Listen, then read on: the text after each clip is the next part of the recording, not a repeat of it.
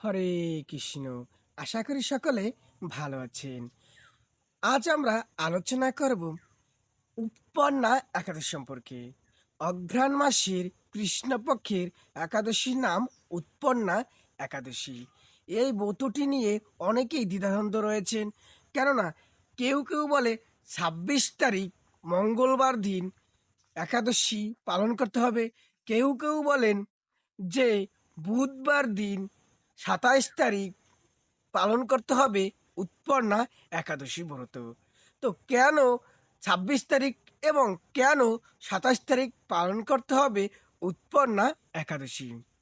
এই একাদশীতে আপনি এবং দ্বাদশী রয়েছে, আমাদের 8টি দ্বাদশী রয়েছে।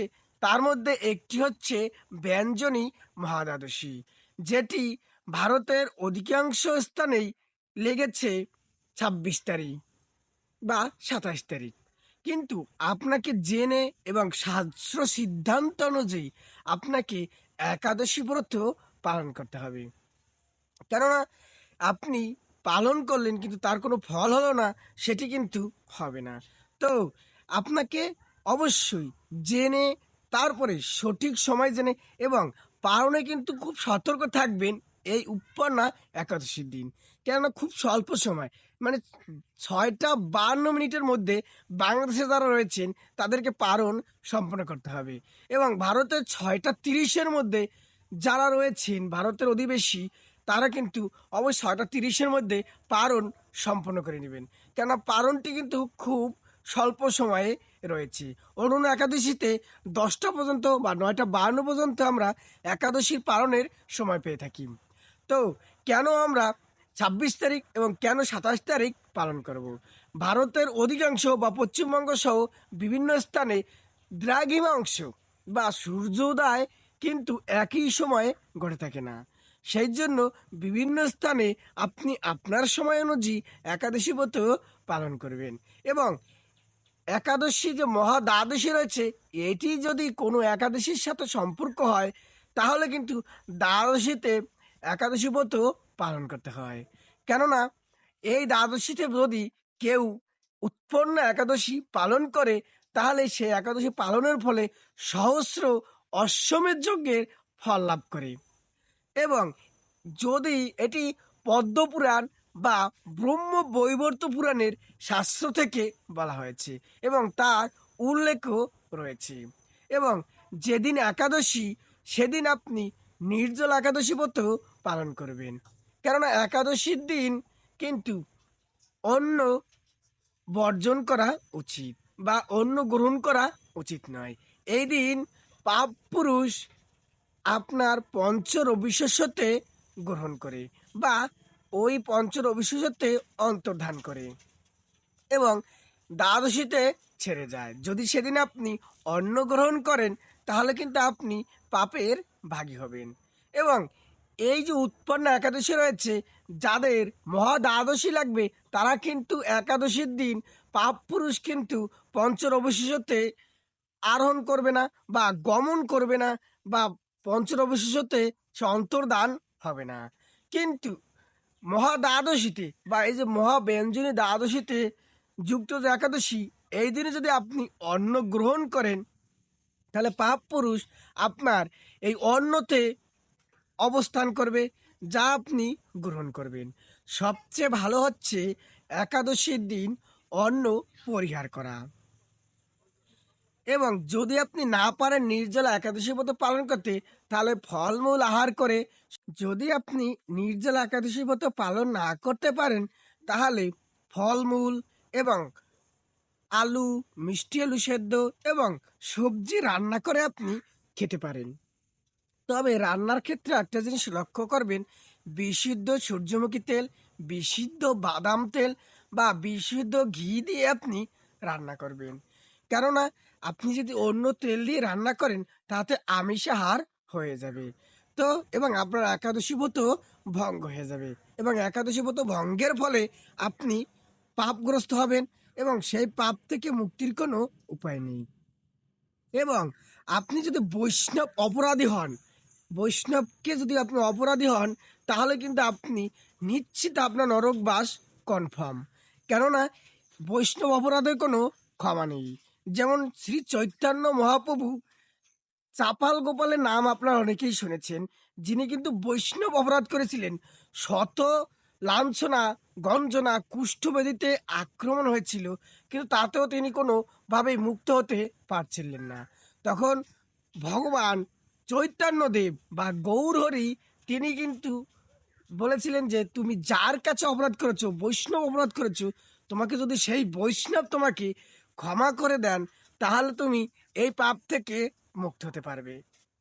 তো তখন কোনো উপায় না পেয়ে চাপাল গোপাল সেই বৈষ্ণবের কাছে গিয়ে আকুল অনুনয় বিনিময় করে সে কিন্তু সেই কুষ্ঠরোগ থেকে মুক্ত হয়েছিল। তাহলে এই বৈষ্ণব অপরাধ আপনি কখনোই করবেন না। তো উৎপন্না একাদশী কিভাবে পালন করবেন? উৎপন্না একাদশী যারা মাংসাশী রয়েছেন তারা একাদশীর আগের দিন, একাদশীর দিন এবং একাদশীর পরের দিন অন্তত এই 3 দিন নিরামিষ বা কৃষ্ণপ্রসাদ গ্রহণ করবেন। একাদশীর দিন তো আর আপনি অন্ন গ্রহণ করতে পারবেন না, ফলমূল গ্রহণ করবেন, যদি আপনি নির্জলা একাদশী ব্রত পালন করতে না পারেন। তো এই 3 দিন অন্তত অবশ্যই চেষ্টা করবেন। এবং চা, বিড়ি, পান, গুটখা, নেশা জাতীয় যত প্রকার নেশা রয়েছে তার প্রত্যেকটি অন্তত এই 3টে দিন আপনি বাদ দেবেন। তাহলে দেখবেন আপনার এই 3 দিন মনে কত শান্তি থাকে। এবং যেদিন আপনি একাদশী থাকলেন, ওই একাদশীর একটা নির্দিষ্ট মাহাত্ম্য রয়েছে। এই নির্দিষ্ট মাহাত্ম্যটি আপনি অবশ্যই পাঠ করবেন অথবা শ্রবণ করবেন। আমার এই চ্যানেলেই আপনাদের জন্য প্রতিটি একাদশীর ব্রতের আগের দিন মাহাত্ম্যটি ভিডিও আকারে প্রকাশ করা হয়। তাহলে ভিডিওটিতে একটি লাইক দিন এবং চ্যানেলটিকে সাবস্ক্রাইব করুন, যাতে আপনাদের সম্পর্কে আরও নিত্য নতুন আকর্ষণীয় ও মনোমুগ্ধকর ভিডিও নিয়ে আসতে পারি। তো এই উৎপন্না একাদশী খুবই পাওয়ারফুল বা ভক্তি সহকারে যদি এই মতো পালন করা হয়, তাহার কোটি কোটি পাপ রাশি থেকে সে মুক্ত হতে পারে। আপনি কি শুধু পাপ রাশি ধোয়ার জন্যই এই একাদশী হবেন তা না, শুধু তাই নয়, আপনি আপনার ঈশ্বরের প্রতি বা ঈশ্বরের সন্তুষ্ট বিধানের জন্য একাদশী ব্রত পালন করবেন। এতে আপনার ঘরের মঙ্গল, বাইরের মঙ্গল এবং আপনার আরাধ্যকে খুশি করার চেষ্টা করুন। আমাদের সনাতন ধর্মে আমরা সময়ই পাই না কখন ঈশ্বরকে একটু ডাকবো। যদি একটু ইসলাম ধর্মের দিকে তাকাই, তাহলে কিন্তু আমরা দেখি তারা 5 ওয়াক্ত সময় করে সমস্ত কাজ বাদে অবশ্যই তারা আল্লাহকে ডাকে। তারা আমরা কেন ডাকতে পারবো না? একটু সন্ধ্যার সময়, সকালের সময় 5 মিনিট কি সময় আমাদের হয় না?